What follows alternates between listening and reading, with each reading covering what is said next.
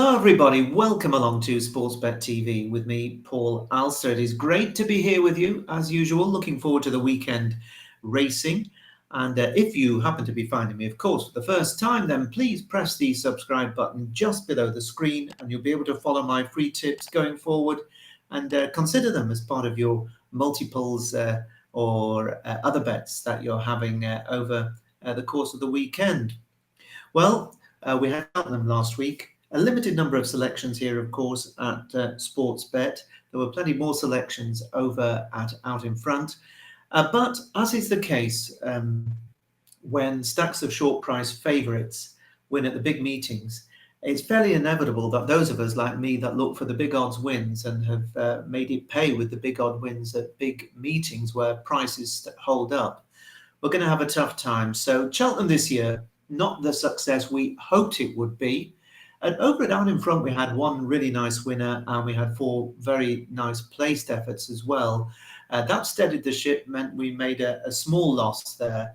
But overall, over at Out in Front, which is my subscription service at Patreon, we're still well ahead on the month, having made a flying start to the month of March with the first four selections earlier in the month, all showing a very healthy profit.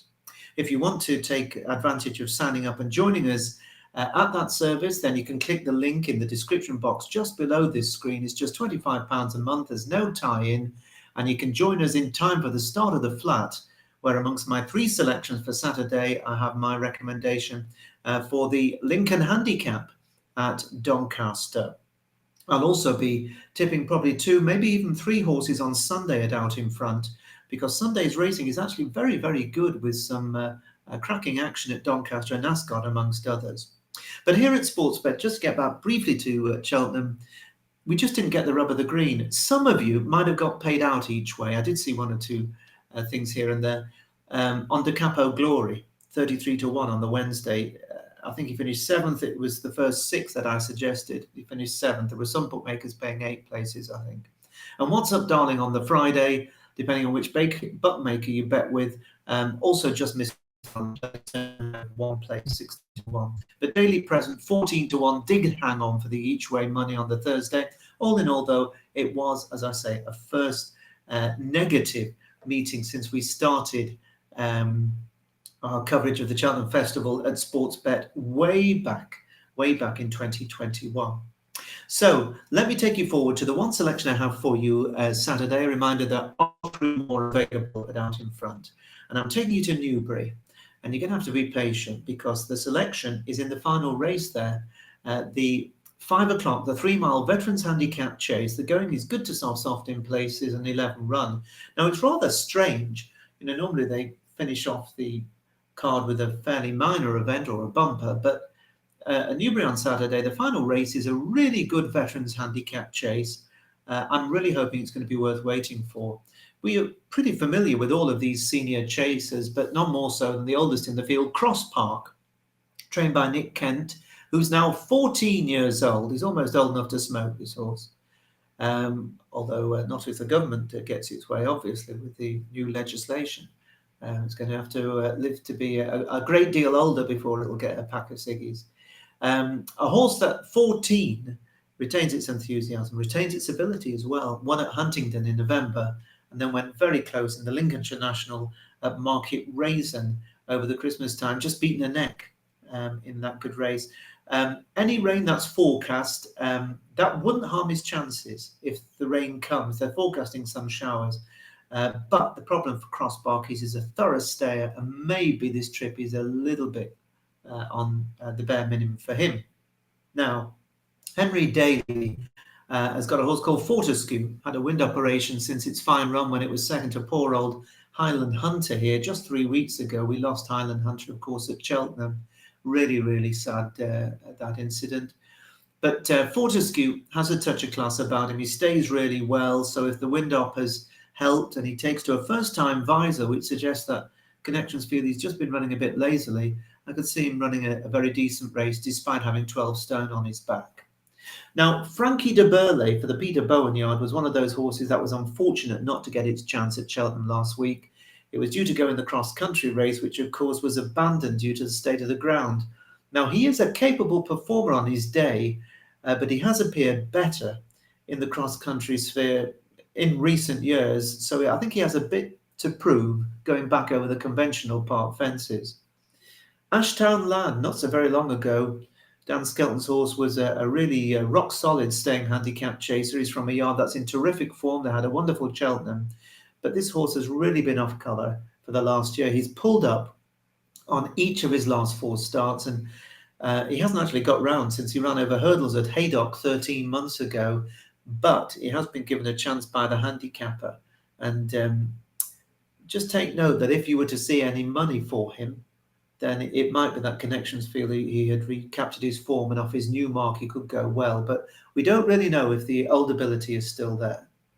The ability is still there, though, for Certainly Red, the Lydia Richards train runner, who just found the ground too bad when he was pulled up like so many at Doncaster last time out in a good race, but had previously been second at Sandown in February. And the better ground will help his cause. And then you've got the likes of First Lord de Coué, Fedux, and the Exeter specialist Run to Milan. They're all capable of getting involved, these old horses, if things drop right for them. Now, at the time of this recording, there were no odds available with the bookies. They hadn't priced anything up. I'm just checking here that nothing's gone up in the last few minutes. No, not a sausage there, sausageless. So no prices, so a bit of a shot in the dark here. My selection is a horse that's only had 1 run the whole of this season, and he didn't exactly shine in it. He finished down the field at Doncaster in January. His name is De Machine. He's trained by Kerry Lee and is the mount of Liam Harrison. But I fancy him to go really well. He's got the potential, I think, here to have been let in with a decent chance by the handicapper to get back to winning ways. Now, this horse, for an old boy, is relatively lightly raced, just 17 runs in his career. He's 10 years old, he's won 3 times, he goes on a variety of ground. And although he hasn't ever won at Newbury, he's run well all 3 visits. And those include finishing 5th of 21 in the 2021 Hennessy Gold Cup behind Cloudy Glen. And then he was second to the course specialist Zanza in the St. Peter O'Sullivan Memorial Chase 17 months ago at the start of last season. He's only run 3 more times last term after that, and he was a very creditable 7th in the Grade 3 New Year's Handicap Chase at Cheltenham. And then he finished 5th in the Grade 3 Sky Bet Chase at Doncaster last January, before ending the term over at Aintree in the Topham Trophy over the national fences, again run very creditably, 7th of 27 behind Bill Baxter. So this is a horse that I'm fancying to run a really good race. I think that he will be better for his first run back this season at Doncaster, where he was just tracking the main body of the field when one of the horses unseated rider, and unusually he wasn't hampered by the horse, he was hampered by the fallen jockey. Now that really cost him a lot of momentum, and after that Liam Harrison just didn't persevere. He rode him very conservatively and allowed him to come home in his own time. That will have got the horse race fit, I think. And given the fact that he's come down £10 in the last year or so in the handicap, I think he's got a big chance. So I'm estimating that the machine will be available at around 10 to 1. I certainly hope so.